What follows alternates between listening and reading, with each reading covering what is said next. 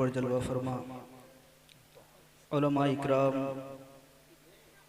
व दीगर सामीन इकराम, पर्दा नशीन ख़वातीन उम्मत, अस्सलामु अलैकुम व रहमतुल्लाहि व बरकातुहू।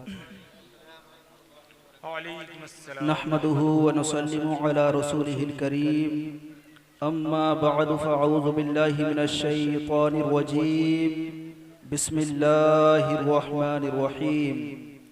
व बिल वालिदैनि इहसाना, सदक़ल्लाहु मौलानल अज़ीम व सदक़ रसूलुहुन नबियुल अमीनुल करीम, व नहनु अला ज़ालिका लमिनश शाहिदीन वश शाकिरीन वल्हम्दुलिल्लाहि रब्बिल आलमीन।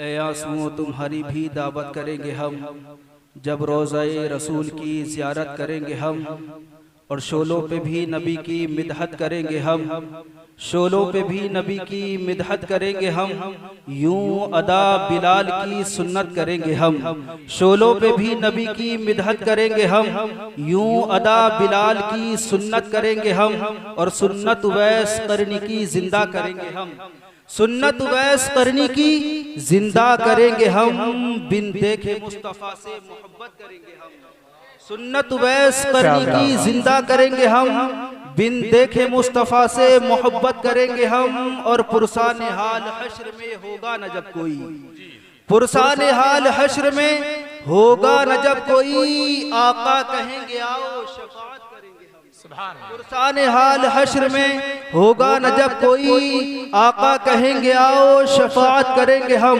और ठहरो नकीरों बाद में करना सवाल, ठहरो नकीरों बाद में करना सवाल तुम, पहले नबी की अपने ज़ियारत करेंगे, ठहरो नकीरों बाद में करना सवाल तुम, पहले नबी की अपने ज़ियारत करेंगे हम।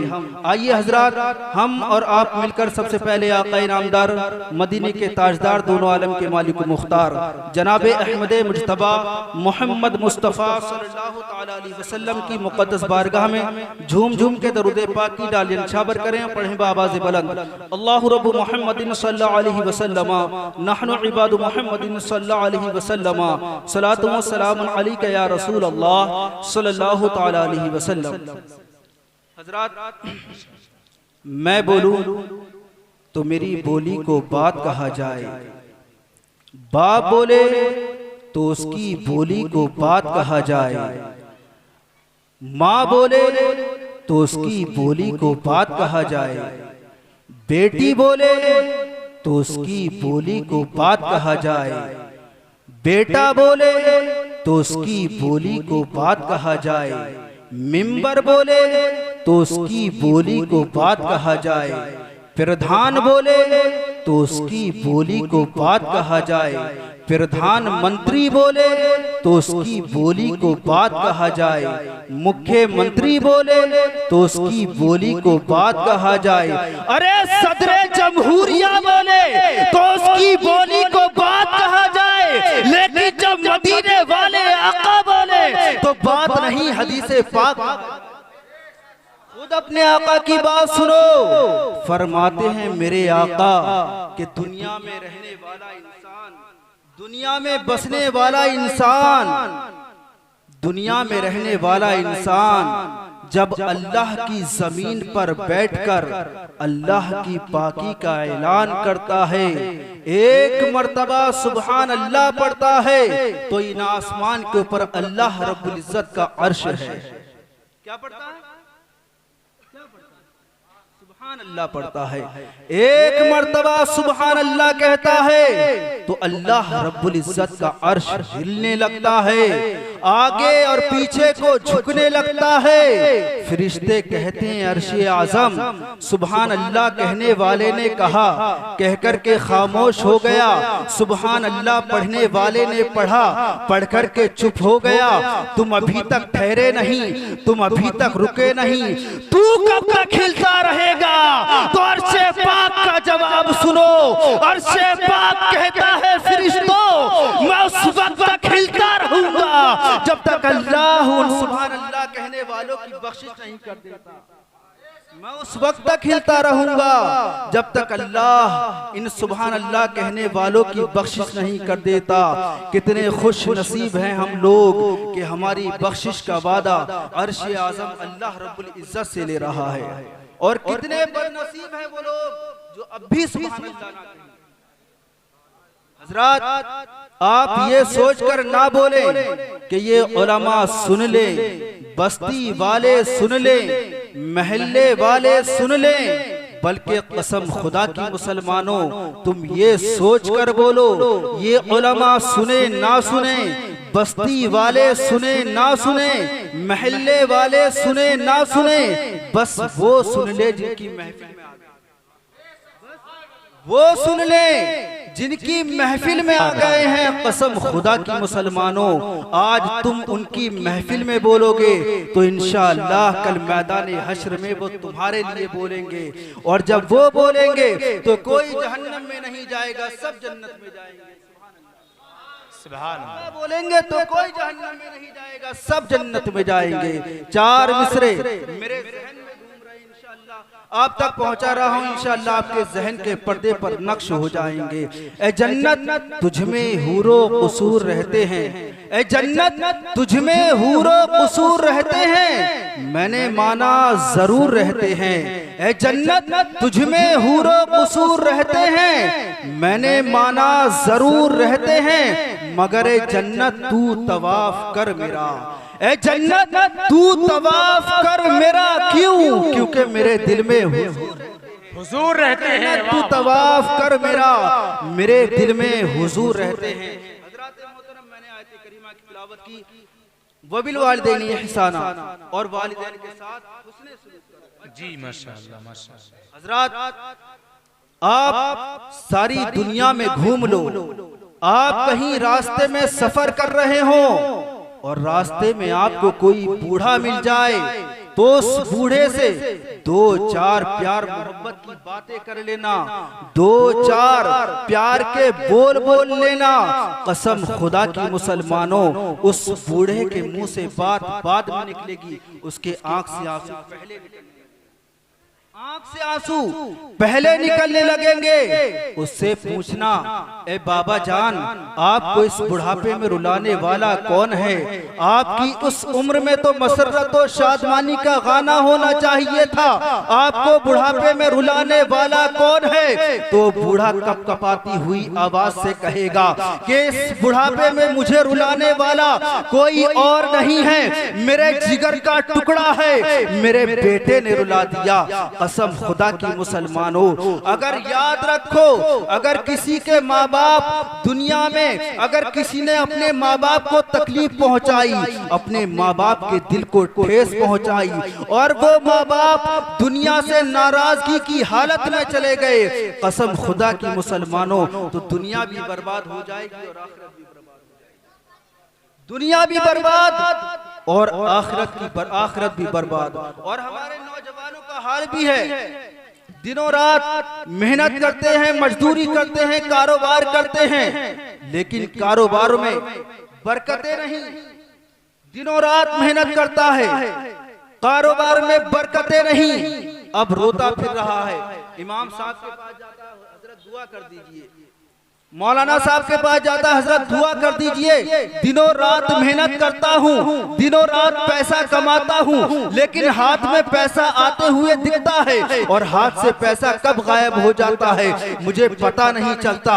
याद रखो मुसलमानों, अगर तुमने माँ बाप का जाने अनजाने में अपने माँ बाप का दिल दुखाया हो तो रात की तारीकी में अपने बूढ़े माँ बाप के कमरे में चले जाना, और कमरे में जाने के बाद अपने बूढ़े माँ बाप के कदमों को पकड़ करके बोसा देना, और बोसा देने के बाद अर्ज करना, ऐ मेरी माँ, तेरा ये बेटा परेशानी में मुब्तला हो गया है, ऐ मेरी माँ, तेरा ये बेटा दिनों रात मेहनत करता है, ऐ मेरी माँ, तेरा ये बेटा दिनों रात पैसा कमाता है, ऐ मेरी माँ, तेरे बेटे के हाथ में बरकत नहीं है, ऐ मेरी माँ, अगर जाने अनजाने में मेरी तरफ से अगर तेरा दिल झुका हो, ऐ मेरी माँ मेरी गलती को माफ कर दे। कसम खुदा की मुसलमानों, अगर तुम्हारी जबान के जरिए, तुम्हारे हाथों के जरिए, तुम्हारे घमंड के जरिए तुम्हारी माँ का दिल चकनाचूर भी हुआ होगा, कसम खुदा की मुसलमानों, रात की तारीकी में तेरी बूढ़ी माँ के हाथ अल्लाह रब्बुल इज्जत की बारगाह में दुआ के लिए उठेंगे। कसम खुदा की मुसलमानों, तेरी माँ के मुंह से दुआ बाद में निकलेगी, अल्लाह रब्बुल इज्जत उसको कबूल पहले सुभान अल्लाह, सुभान अल्लाह, बाद में निकलेगी, अल्लाह उसको कबूल पहले। लेकिन हमारा हाल क्या है? अगर आज नूरी नगर में ऐलान हो जाए और पता चल जाए, मस्जिद में ऐलान हो जाए कि अजमेर शरीफ को बस जा रही है, अजमेर शरीफ को बस जा रही है जिसका किराया 2000 रुपए है, तो खुशी खुशी आएगा, खुशी खुशी आएगा। आने के बाद कहेगा हजरत ये लीजिए 4000 रुपए, एक मैं जा रहा हूँ और एक वो जा रही है, समझ रहे हैं? एक मैं जा रहा हूँ और एक वो जा रही है। अब मैंने पूछा, ऐ नौजवान, तेरी माँ घर में परेशान है, और ना मैं इस बात का मुनकिर, बल्कि अल्लाह वालों के दर पे खूब जाओ। कसम खुदा की मुसलमानों, बड़े बड़े बिगड़े हुए काम इन औलिया अल्लाह के दरबार से बन जाते हैं, बेशक बड़े बड़े बिगड़े काम। लेकिन सबसे पहले जरूरत है अपने माँ बाप को राजी करना। मैंने कहा है नौजवान, तेरे माँ बाप का घर में खांसते खांसते बुरा हाल है, तू अपने माँ बाप को 2 रुपए की मेडिसिन ला करके नहीं दे सकता और 4000 रुपए का किराया लगाकर अजमेर क्यों चला? बोला इसलिए कि ख्वाजाए पाक राजी हो जाएं। मैंने कहा ख्वाजाए पाक को क्यों राजी करना चाहता है? बोला इसलिए कि गौसे पाक राजी हो जाएं। मैंने कहा गौसे पाक को क्यों राजी करना चाहता है? बोला इसलिए कि हसनैन करीमैन राजी हो जाए। मैंने कहा हसनैन करीमैन को क्यों राजी करना चाहता है? बोला इसलिए कि अली राजी हो जाए। मैंने कहा अली को क्यों राजी करना चाहता है? बोला इसलिए कि नबी राजी हो जाए। मैंने कहा नबी को क्यों राजी करना चाहता है? बोला इसलिए कि खुदा राजी हो जाए। मैंने कहा नौजवान, अजमेर बाद में जाना, पहले अपने घर पर जा और घर पर जाने के बाद अपने माँ बाप को जाकर के दवाई दिलवा और दवाई दिलवाने के बाद अर्ज करना मेरी माँ अपने बच्चे के लिए दुआ करना।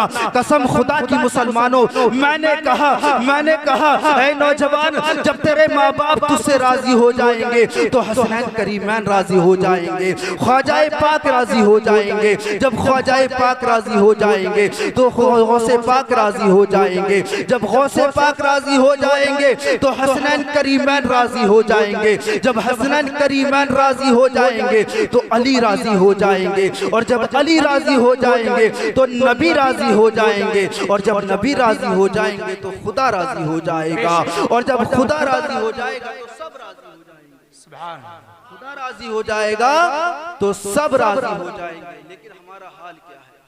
माँ बाप को तकलीफें देते हैं, माँ बाप को झिड़कियां देते हैं और अपनी ताकत पे माँ बाप बुढ़ापे की दहलीज पर पहुंच गए। और जब तूने जवानी पर कदम रखा है, जवानी की दहलीज पर, अब तू कहता है बूढ़े माँ बाप मेरी बात को नहीं समझते, बूढ़े माँ बाप मेरी बात को नहीं मानते, हर वक्त घर में टर करते रहते हैं। है नहीं यार? हमारे 90% मुसलमानों का ये हाल है, हमारे नौजवान ये हाल है। जरा सी बात में माँ बाप को ताने देना, माँ बाप को झिड़कना, माँ बाप को तकलीफें देना, ये हमारे घर घर का माहौल बन चुका है। कसम खुदा की मुसलमानों, अपने बूढ़े माँ बाप से दुआएं लिया करो, इसलिए कि अल्लाह रब्बुल इज्जत माँ की दुआ को रद्द नहीं फरमाता, माँ की दुआ को रद्द नहीं फरमाता। लेकिन ये सारी वजह क्या है? वजह क्या है? हमारे घर में जब बच्चा पैदा होता है उसका बर्थडे मना, केक काटे जा रहे हैं। बल्कि मेरे आका ने फरमाया कि बेटी खुदा की रहमत है और बेटा, मेरे आका ने फरमाया अल्लाह तुम्हें बेटा दे तब भी खुशी मनाओ और अल्लाह तुम्हें बेटी दे तब भी खुशी मनाओ।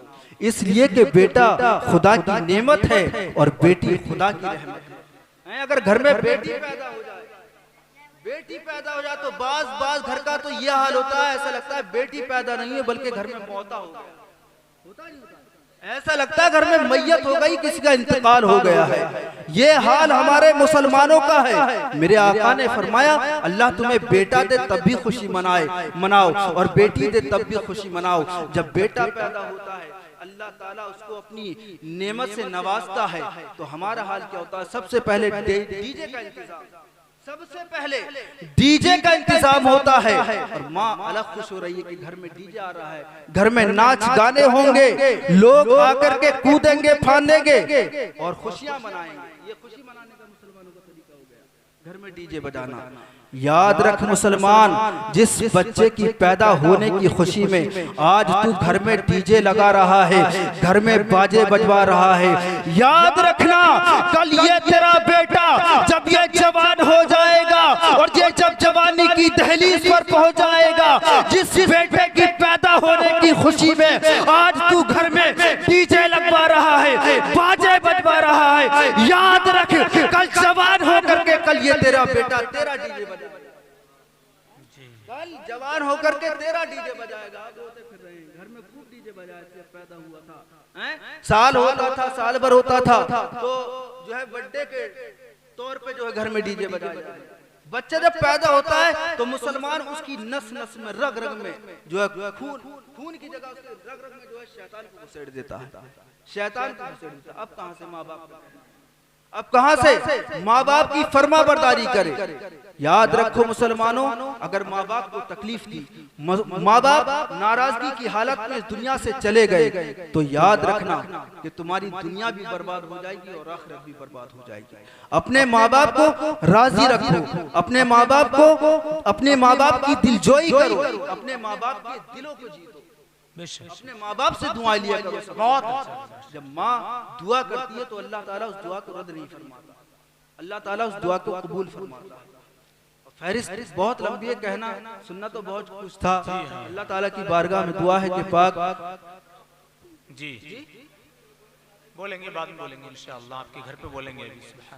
चलिए बहुत अच्छा, दरूद पाक पढ़ें। अल्लाहुम्मा सल्ली अला सय्यिदना व मौलाना मुहम्मद मुबारक वसल्लम सल्लल्लाहु अलैहि सलातु व सलाम अलैहि रसूलुल्लाह सल्लल्लाहु तआला अलैहि वसल्लम। हजरात, हमारे घर का और खास करके हमारी माँ और बहन, अगर हमारी माँ और बहनें सुधर जाएं, माँ और बहनें अगर सुधर जाएं, कसम खुदा की मुसलमानों सारी दुनिया में इनकलाब आ जाए, सारी दुनिया में मुसलमानों का नाम रोशन हो जाए। कसम खुदा की मुसलमानों, अरे घर में रहने वाली अगर बेटी सुधर जाए, घर में रहने वाली अगर बहू सुधर जाए, घर में रहने वाली अगर माँ सुधर जाए, देखो मीना बाजार में आप जाते होंगे, सब में काला ही काला दिखाई देता है, मर्द इतने दिखाई नहीं देते, इतनी औरतें दिखाई देती हैं। हमारे घरों का बाज घर का तो ये हाल है, शायद ही कोई दिन खाली होता हो, नहीं तो रोजाना बाजार में जा रहे हैं। घर में रहने वाली अगर बेटी सुधर जाए, सारी दुनिया में मुसलमानों का नाम रोशन हो जाए, सारी दुनिया में इनकलाब आ जाए। और होता क्या है, सुबह को 10-11 बजे तक माँ बहनें घर में पड़ी सोती रहती है, 9-10 बजे तक, जब तक सूरज सर पर नहीं आ जाता तब तक नहीं उठती, तब तक नहीं उठती है। हजरात, ऐ मेरी माँ, मौजिन ने कह दिया सलातु खैरुम मिनन नौम, नींद से बेहतर नमाज है। ऐ मेरी माँ, तेरा बेटा नहीं जागा है, उसकी आंख नहीं खुली, वो नहीं जागा है, तू जाग गई है, बेदार हो गई है। ऐ मेरी माँ, अपने बिस्तर को छोड़ दे, जरूरियात से फारिग हो और वुजू करके आ, अपने बेटे के सिरहाने मुसल्ला बिछा दे। ऐ मेरी माँ, तेरा बेटा नहीं जागा है, तू अपने बेटे के सिरहाने मुसल्ला बिछा दे। ए मेरी बहन, तेरा भाई नहीं जागा है, तू अपने भाई के सिरहाने मुसल्ला बिछा दे। ए बीवी, तेरा शोहर नहीं जागा है, तू अपने शोहर के सिरहाने मुसल्ला बिछा दे। ए बहन, तेरा भाई नहीं जागा है, ए मेरी बहन, तू अपने भाई के सिरहाने मुसल्ला बिछा दे। ए मेरी माँ, कब तक ये तेरा बेटा बेगैरत पड़ा हुआ अपने बिस्तर पे सोता रहेगा? कभी तो इसकी आँख खुलेगी, जागेगी, कभी तो ये जागेगा। ऐ मेरी माँ, इसके सिरहाने मुसल्ला बिछा दे। जब ये बुढ़ापे में अपनी माँ को नमाज पढ़ते हुए देखेगा, उठेगा, मस्जिद को चला जाएगा। जब एक भाई अपनी बहन को नमाज पढ़ते हुए देखेगा, उठेगा, मस्जिद को चला जाएगा। जब एक शौहर अपनी बीवी को नमाज पढ़ते हुए देखेगा, उठेगा, मस्जिद को चला जाएगा। ऐ मेरी माँ, कसम खुदा की मुसलमानों, इधर ये मर्द जागेंगे, उधर अर्श के फरिश्ते कहेंगे, मौला तेरी बंदियों ने तेरे बंदों को जगा दिया है। ऐ मौला, तेरी बंदियों ने तेरे बंदों को बेदार कर दिया है। अल्लाह की रजा पुकारेगी, फरिश्तों गवाह हो जाओ, मैंने अपनी बंदियों को भी बख्श दिया है और अपने बंदों को। क्या बात है। ऐ मौला, अल्लाह ताला की रहमत पुकारेगी, ऐ फरिश्तों गवाह हो जाओ, मैंने अपनी बंदियों को भी बख्श दिया है और अपने बंदों को भी बख्श दिया है। हजरात, बस आखिरी छोटा सा मुख्तसर सा सुन ले। माँ बाप की दुआ भी कबूल होती है और माँ बाप की बद्दुआ भी, लेकिन माँ का दिल जो होता है ना, वो मोम की तरफ। जी, शायर ने कहा था, साथ साथ चलने में देर कितनी लगती है, साथ साथ चलने में देर कितनी लगती है, रास्ते बदलने में देर कितनी लगती है। और रूठ गई है मेरी माँ तो मैं मना लूंगा, रूठ गई है, रूठ गई है मेरी माँ तो मैं मना लूंगा। अरे मोम के पिघलने में देर, रूठ गई है मेरी माँ तो मैं मना लूंगा, मोम के पिघलने में देर कितनी लगती है। हजरत, माँ की बद्दुआ भी कबूल होती है और दुआ भी कबूल होती है। एक नौजवान परहेजगार मुत्तकी अल्लाह ताला की इबादत करता रहता था। रात को अल्लाह की इबादत, दिन में अल्लाह की इबादत करता था। उसके दिल में एक दिन तमन्ना हुई कि हज बैतुल्लाह की ज़ियारत के लिए जाऊं। हज बैतुल्लाह की ज़ियारत के लिए उसके दिल में इरादा आया और इरादा आने के बाद घर में एक ज़ईफ़ा माँ थी, बूढ़ी माँ थी और ये अपनी माँ का इकलौता बेटा था। इसके दिल में तमन्ना हुई कि खाना काबा की ज़ियारत करके आऊं, बैतुल्लाह की ज़ियारत करके आऊं। हजरत मोहतरम अपनी माँ के पास जाता है और जाने के बाद अर्ज करता है, मौला तेरा बेटा बैतुल्लाह की ज़ियारत करने के लिए जाना चाहता है।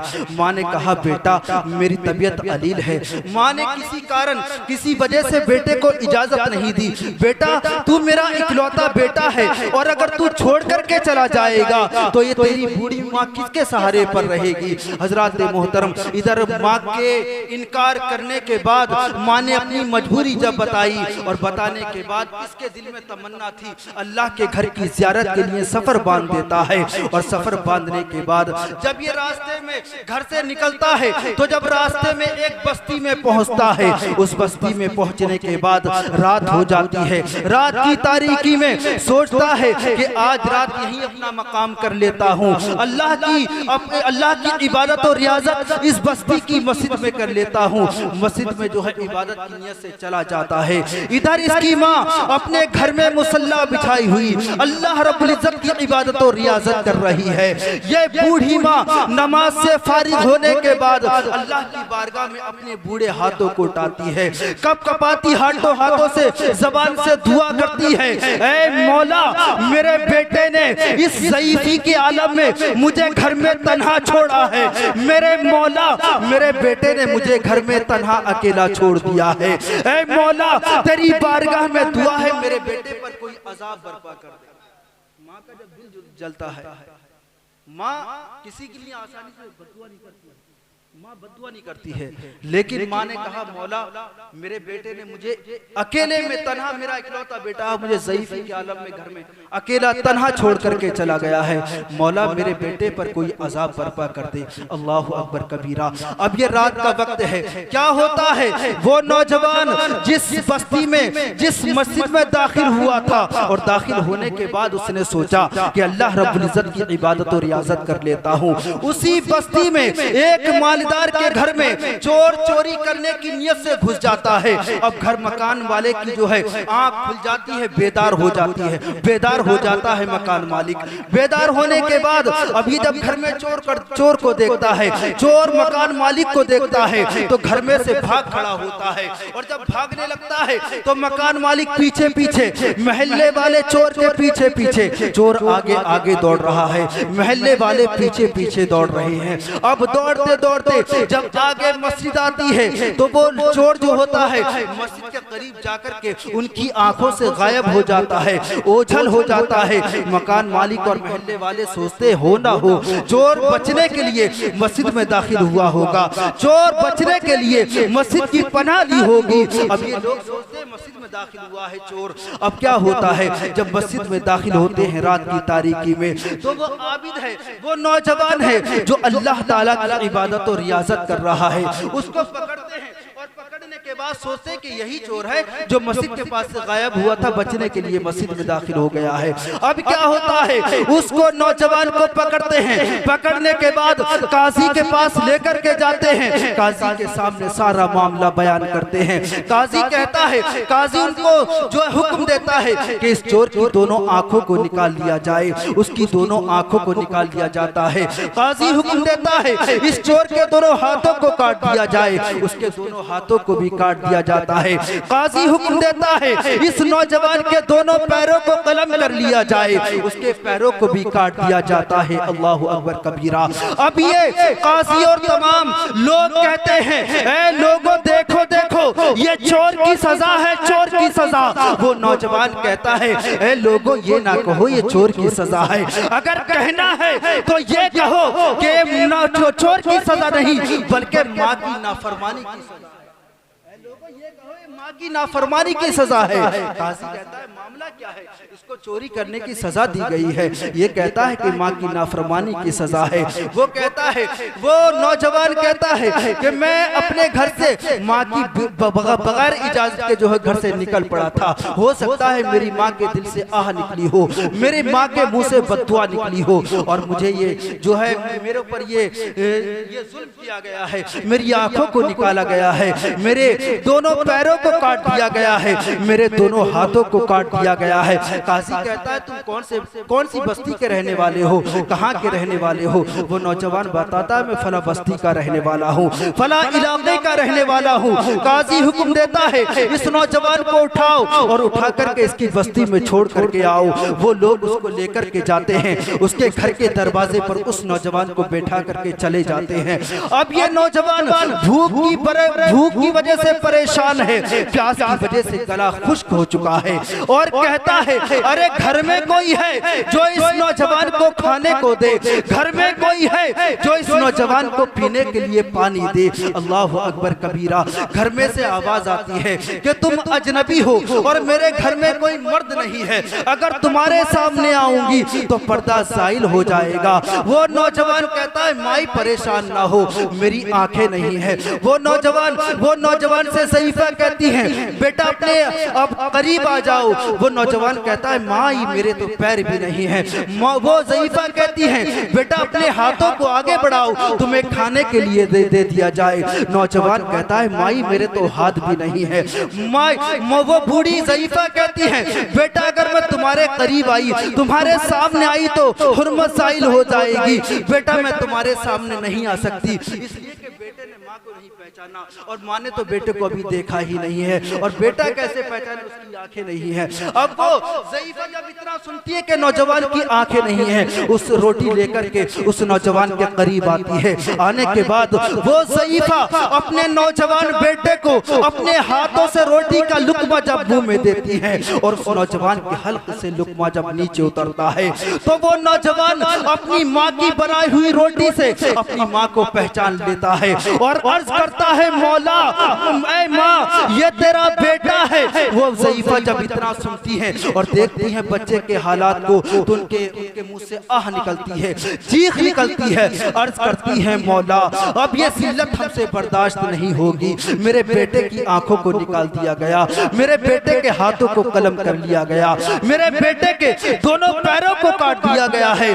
मौला तेरी बारगाह में दुआ है मेरी और मेरे बेटे की रूह को कब्ज कर, मेरी और मेरे बेटे की रूह को कब्ज कर ले। इतना कहना था कि दोनों माँ और बेटे के जिस्म से रूह निकल जाती है। तो यहाँ पता ये चला कि माँ बाप की दुआ भी और दुआ तो कबूल होती है।